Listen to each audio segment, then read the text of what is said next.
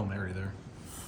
Just small little details that end up being really big things at the end of the day, right? Everybody executing their job, their little portion of it, whatever that may be. And them on the offensive side of the ball executing in that moment as well. So in those type of scenarios and situations, it always comes down to that. Which side of the ball is going to execute more or better in the moment? And Colorado State did a great job. That was an unbelievable catch by their tight end there in that moment. Our guys were right there in position. We're just a little bit out of position by literally inches. And it's a different, as far as different finale or different ending.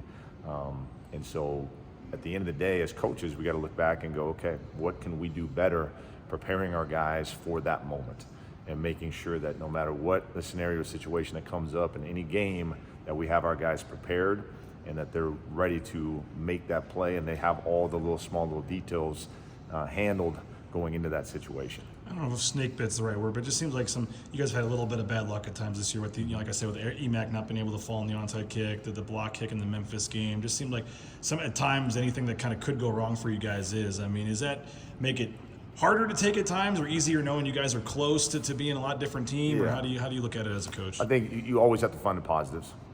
You've got to learn from the negatives as much as you can. You have to. There's no way you can go about life in general without taking from those scenarios and situations, being able to learn from them and applying those lessons forward as much as you can.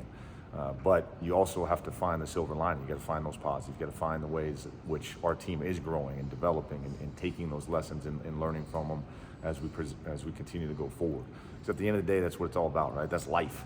Whether it's football or life you're talking about, you're going to trip up, you're going to fail, but at least we're putting ourselves out there every single day and every single time to fail. And our guys are finding ways to apply those lessons going forward, and you can see it, you can feel it. We're getting closer and closer to having that breakthrough game where we play 4 quarters as a whole team across the board, every facet of it, offense, defense, special teams. We put it all together for 4 quarters.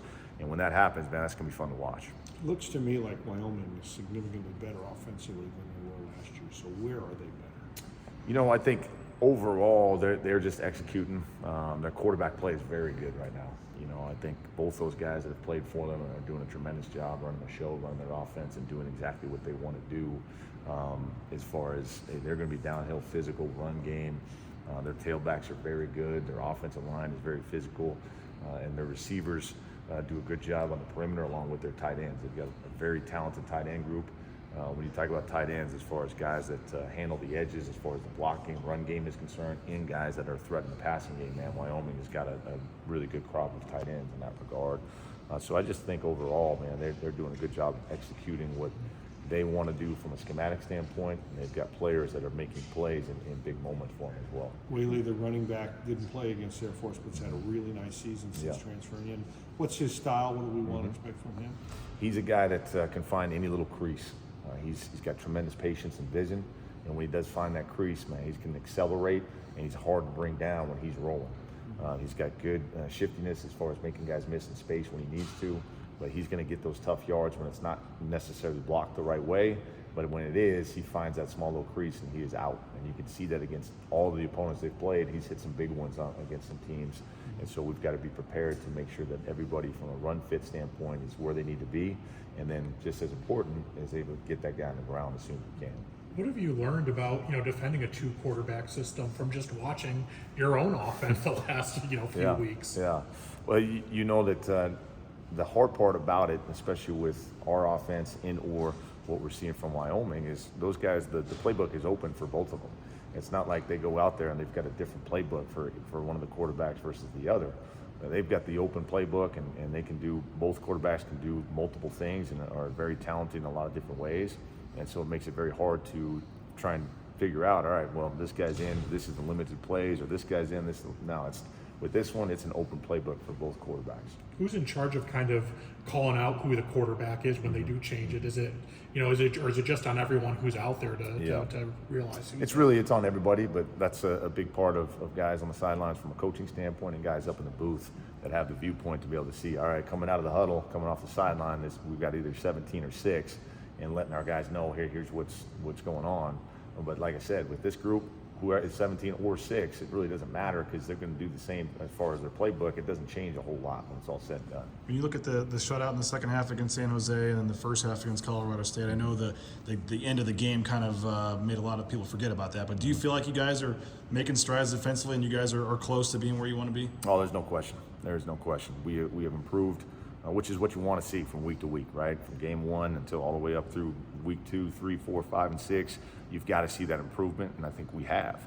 And the numbers will back that up, but at the same time, the ultimate number is still the win-loss column. And that's where we've got to continue to put 4 quarters together. The consistent play is what we're looking for.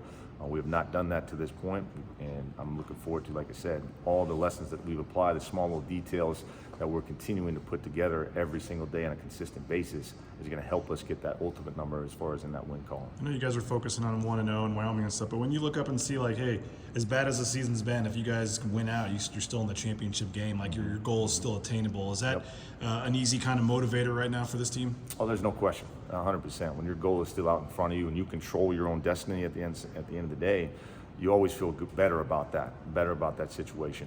But we also know it's for us, it's one day at a time, man. And it's a cliche thing, but it's really not.